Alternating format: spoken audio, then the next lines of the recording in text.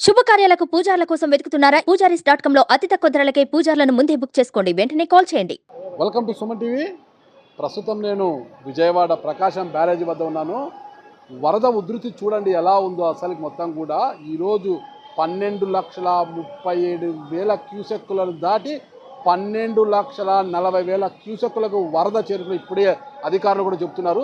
మొత్తం మీద నిన్నటి రోజు ఏదైతే వరద 6 లక్షల క్యూసెక్కులు దిగువకు వస్తుండడంతో మొత్తం ఉండే గేట్లన్నీ కూడా ఎత్తేసారు. 70 గేట్లు ఎత్తివేయడంతో నీరంతా దిగువకు పోయి అంశాల దిగువ సముద్రంలో కలుస్తుందని మనం చూసుకున్నాం కదా. అయితే ఇక్కడ చూడండి, ఈ గేట్లన్నీ కూడా ఈ చివర నుండి ఈ 3 గేట్లు కూడా వరద తాకిడికి కొట్టుకుపోయాయి. ఈరోజు ఉదయం కొట్టుకుపోయే వరద తాకిడికి మిగతా గేట్లలో కూడా ఎంత మాత్రం భద్రత ఉందనేది ఇక్కడ ప్రమాదకరంగా ఉంది.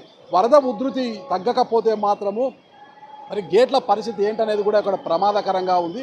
ప్రస్తుతానికైతే విజయవాడలో వర్షం తెరిపి వదిలిందని చెప్పొచ్చు. ప్రస్తుతం కొద్దిగా ఎండ కనిపిస్తోంది, కొద్దిగా ఎండ కూడా కనిపిస్తోంది, ఉక్కపోత వస్తుంది, వరుణుడు శాంతించినట్టుగా కనిపిస్తున్నాడు.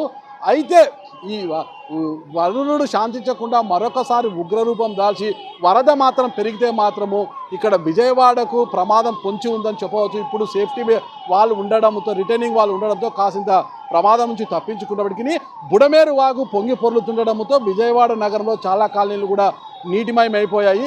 అయితే ఇదే వరద అయితే కృష్ణమ్మ కూడా పొంగి పొర్లి రిటైనింగ్ వాల్స్ ఒకవేళ తెగిపోతే ఊర్లలోకి వచ్చే అవకాశం ఉంది. అయితే ఇప్పటికే ప్రత్యేక హెలికాప్టర్లో ఎన్డీఆర్ఎఫ్ బృందాలు కూడా గన్నవరం ఎయిర్పోర్ట్ చేరుకొని 100 మందికి పైగా ఎన్డీఆర్ఎఫ్ బృందాలు ఇప్పుడే విజయవాడ చేరుకున్నాయి. విజయవాడ చేరుకుని వరద ప్రాంతాలంతా కూడా వరదల్లో చిక్కుకున్న కాలనీలంతా కూడా తిరుగుతూ ప్రజలకు సహాయ సహకారాలు అందించడంలో నిమగ్నమయ్యారు. ముఖ్యంగా చంద్రబాబు నాయుడు గారు ఈ సమయంలో తీసుకుంటున్న చర్యలను అయితే అందరూ కూడా కొనియాడుతున్నారు. అయితే రిటైనింగ్ వాళ్ళ విషయంలో చంద్రబాబు నాయుడు గారు అంటే రాష్ట్ర ముఖ్యమంత్రి చంద్రబాబు నాయుడు మరొకసారి ఆలోచించాలని అయితే నగరవాసులు కోరుతున్నారు. మొత్తం చూడండి ఎంత ప్రమాదకరంగా ఉంది. ఏ రోజు కూడా నేను ఎన్నోసార్లు విజయవాడకు వచ్చాను, కానీ ఏ రోజు కూడా ఇంత వరద చూడలేదు. మొత్తం కూడా ఇసుక మేటలే కనిపించే ఈ ప్రాంతం అంతా కూడా, అలాంటిది ఈరోజు ఇంత పెద్ద ఎత్తున వరద కురుస్తుంది.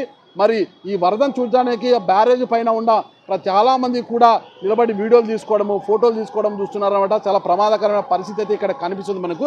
అయితే వరద ఉధృతి తగ్గాలనేసి, వరుణుడు శాంతించాలనేసి విజయవాడ నగర ప్రజలు కనకదుర్గమ్మకు మొక్కుతున్నారన్నమాట.